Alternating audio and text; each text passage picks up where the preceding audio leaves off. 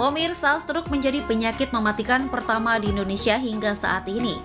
Setiap tahunnya penyakit ini menyumbang sebanyak 21% kematian yang terjadi akibat stroke.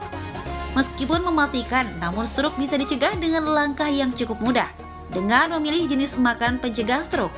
Apa sajakah itu? Berikut sederet makanan yang bisa mencegah stroke.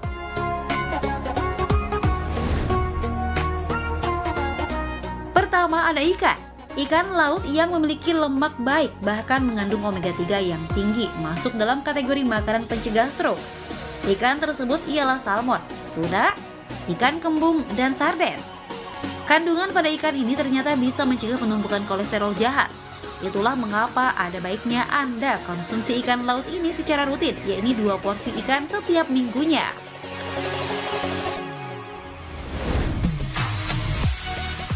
Selanjutnya ada buah alpukat. Buah ini baik dikonsumsi oleh siapa saja termasuk anak bayi. Kandungan asam folat dan omega 3 pada buah alpukat bahkan mendukung untuk perkembangan saraf janin sejak dalam kandungan. Itulah sebabnya alpukat juga baik dikonsumsi untuk mencegah penyakit stroke. Selain itu, kandungan vitamin E pada buah ini juga bisa menurunkan risiko gangguan pembuluh darah hingga 40%, termasuk serangan jantung dan stroke.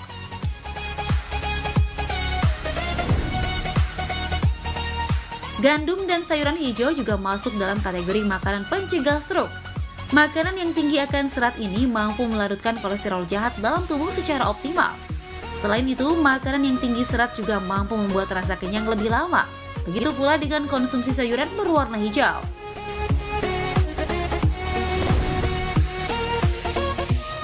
Terakhir ada jambu biji. Pentingnya asupan vitamin C untuk tubuh kita guna menangkal radikal bebas. Sebab radikal bebas dengan jumlah tinggi bisa merusak sel-sel sehat dalam tubuh kita, hingga berdampak penyumbatan pembuluh darah. Itulah mengapa penting sekali mengkonsumsi vitamin C agar bisa mencegah penyumbatan darah maupun serangan stroke. Dan vitamin C bisa Anda dapatkan dalam jambu biji. Pemirsa, masih bersama kami di Hidup Sehat, masih pertolongan pertama saat keluarga ataupun rekan kita terkena serangan stroke mendadak. Masih bersama Dokter Sakit. Oh, halo dokter, aduh mohon ada yang masuk ya? Ya, oh, ada apa? Aku nih tadi abis membantu salah satu sanak saudaraku terkena stroke. Wow. Gitu. Nah, seperti yang kita ketahui bahwa waktu itu benar-benar sangat penting, ya kan? Bener nggak sih, Dok?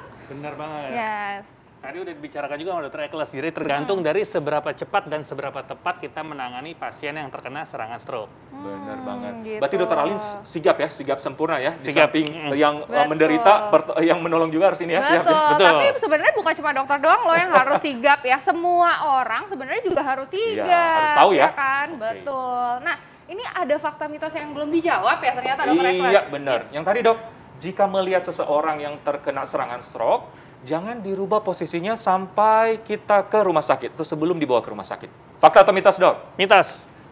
Mitos. Mitos. Karena sebenarnya gini, untuk orang yang terkena serangan stroke itu kan kita sebenarnya ada 3 komponen yang harus kita selamatkan ya. Istilahnya ABC. Yang pertama airway atau jalan nafasnya. Yang kemudian B-nya adalah breathing, nafasnya, dan C circulation atau detak jantung di sirkulasi darahnya.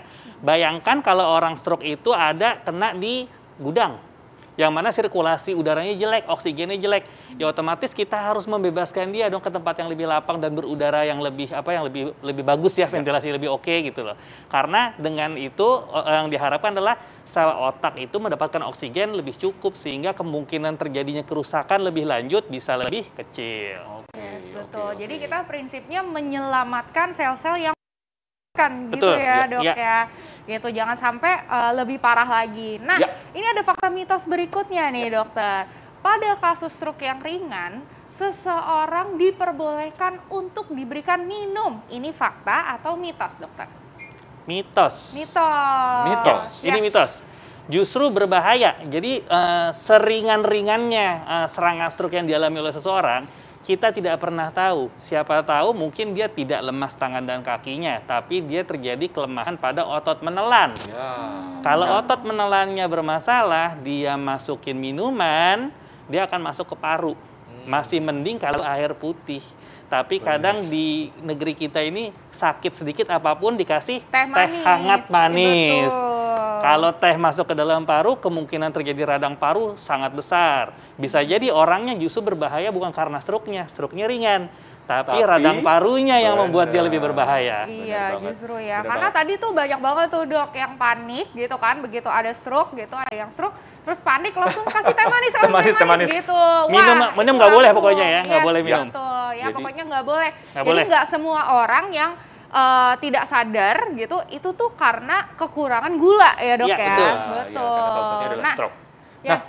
Gimana, Lin? Tadi ada yang rusuh pada saat apa nih? Pada saat penanganan ini, stroke tadi apa tuh? Iya, betul. Karena ada juga yang pengen nusukin jarum juga, dok. Oh iya tuh. Yes, nusukin jarum juga ke daun telinga. Sering tuh didengar, dok. Gitu. Gimana tuh? Nah, itu tuh banyak juga, dok, katanya. Karena katanya mereka dengar. Banyak juga, dok, katanya. Karena katanya mereka dengarnya. Katanya itu bisa, dok. Katanya kalau misalnya untuk mengatasi stroke itu ditusuk jarum di daun telinga. Nah, itu tuh fakta atau mitos tuh, dok? Kalau saya nggak sebut mitos atau fakta ya, saya sebutnya adalah sesat. Oh, sesat. Jadi lebih parah dari mitos. Iya, lebih parah daripada mitos. Karena prinsipnya ini mayoritas stroke itu terjadi karena sumbatan ya, 85%. Sumbatannya ada di otak ya. Pertanyaannya, kenapa kita harus menusuk di jari dan ini nggak ada hubungannya? Dan ini akan membuat penanganan ke rumah sakitnya jauh lebih lambat. Karena terapi stroke yang paling benar adalah bawa segera ke rumah sakit. Semakin cepat, semakin kemungkinan sembuhnya lebih besar. Jadi waktu sangat menentukan ya? Sangat menentukan. Betul, gitu. Nah, selanjutnya dok. Menangani, nah ini dok, fakta mitos selanjutnya dok. Menangani seseorang yang lagi terkena stroke tidak boleh panik. Karena membuat, membuat penderita itu semakin panik. Jadi soal kepanikan nih dok, fakta atau mitos? Dok? Ya itu fakta ya. Sebenarnya dalam kita menangani apapun, mau itu stroke, mau anak demam atau apapun, sebaiknya memang kita tidak panik. Karena kalau kita panik, akan lebih cenderung tidak rasional dan mungkin hal-hal yang membahayakan malah kita kerjakan. Belum lagi si pasiennya itu akan melihat kita panik, dia nggak kalah panik loh. Ya kan? Setuju banget. Betul. Ya. Nah, dok, ini selain waktu, terus juga hal-hal yang tidak boleh. Nah, ini penting banget nih untuk masyarakat, bukan cuma kita doang sebagai tenaga medis, untuk tahu nih, pertolongan pertama pada orang-orang yang terkena stroke. Apa yang harus kita lakukan nih orang-orang sekitarnya? Nah, itu penting banget tuh, dok. Gimana tuh, dok, step-stepnya? Satu, jangan panik gitu ya. Yang pertama, kita kenali dulu ini adalah serangan stroke. Ya kan? Dengan gejala yang tadi saya sudah sebutkan sama Dr. Eklas di depan. Kemudian yang kedua adalah segera bawa ke rumah sakit. Segera. Terutama rumah sakit yang memiliki fasilitas lengkap ya. Tapi jangan pokoknya gini, jangan kita tusuk, jangan kita pijet, jangan kita urut, jangan balurin minyak apa-apa, langsung bawa ke rumah sakit, jangan kasih minum. Jangan dikasih minum. Langsung bawa ke rumah sakit, intinya seperti itu. Ini kan tadi nih seperti tadi tuh dok, kita tuh ada satu waktu ya dok, satu waktu kita menunggu si ambulansnya datang. Gitu. Nah itu tuh di saat-saat waktu seperti itu ada nggak sih waktu hal-hal yang bisa kita lakukan nih dok? Pasiennya jangan dirubung, jangan dikerumunin. Ya. Sirkulasinya ya. Udaranya jadi rebut-rebutan kan. Jangan dikerumunin. Kemudian yang kedua, kalau memang dia memakai pakaiannya agak ketat, kancingnya tolong dilonggarin. Ya. Kalau memang kita punya tabung oksigen atau oksigen yang portable, boleh diberikan. Tapi paralel sambil orang lain atau kita sambil menelpon ambulan atau menyiapkan kendaraan untuk langsung bawa ke rumah sakit terdekat dan usahakan juga yang cukup lengkap.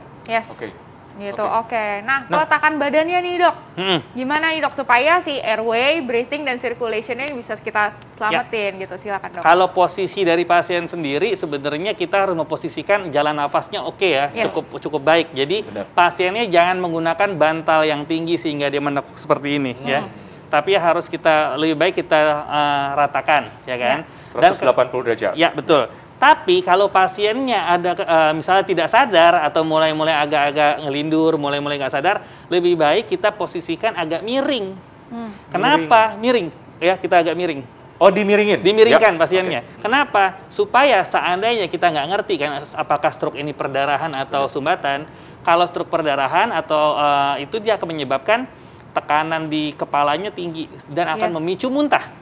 kalau muntah dalam posisi terlentang dan nggak sadar kan bahaya banget. Iya, Tapi bahaya kalau bisa masuk ke paru-paru. masuk, mundur lagi Iya, kan. mundur lagi. Tapi kalau kita posisikan miring, maka diusahakan muntahnya itu akan ngalir keluar sehingga tidak Yes. tertelan dan masuk ke paru-paru. Betul, Iya. gitu ya. Nah, ciri-cirinya nih dok, kalau misalnya keluarga kita terkena stroke, gitu. Nah, itu mungkin bisa di-highlight lagi nih dok. Ya. Jatuh, ya nggak semua jatuh itu stroke ya Ya. dok ya. Silakan dok. Jadi yang namanya stroke itu gejalanya kalau di Indonesia kan tadi kita pakai yang internasional pakai FAST tadi ya. Ya. Namanya segera. Segera. Senyuman.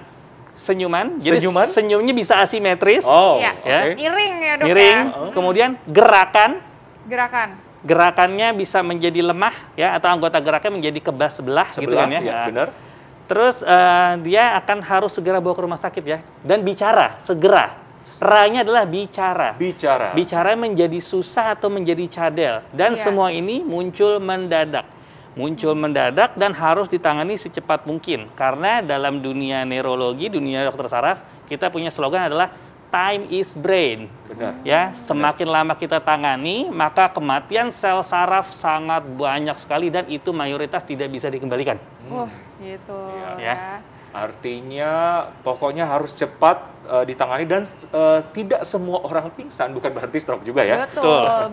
Dan juga berarti dibawanya ke UGD ya dok ya? Ke UGD. Jadi bukan lagi ngantri lagi di poli ya, Nggak, itu salah langsung ke gitu ya. UGD. Jadi harus langsung benar-benar ke rumah sakit, ke instalasi gawat darurat. Benar. Ya, Gitu jadi ya, dok, ya. tidak ada alasan, hari libur tidak ada dokter saraf. Enggak, IGD ya. dokter saraf dihubungi pasti akan ada jawaban Yes. dan akan ada instruksi. Ada instruksinya. Yes, Benar betul. banget dokter. Ya. Oke, Wah. terima kasih dokter. Terima kasih Sama-sama. banyak dokter. Oke. Nah, selanjutnya nih, tadi kan kita sudah membahas mengenai penyakit stroke. Ya. Ya kan, tentang Pertolongan pertama pada penyakit stroke gitu. Nah, selanjutnya kita juga membahas dan mengenali tentang salah satu penyakit juga yang tentunya juga sudah ada di Indonesia sudah sejak lama gitu kan.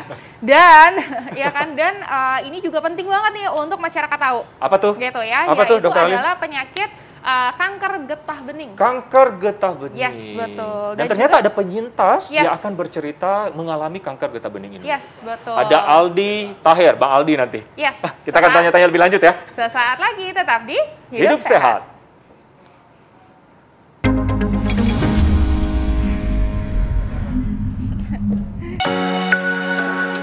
Oke. Foto dulu.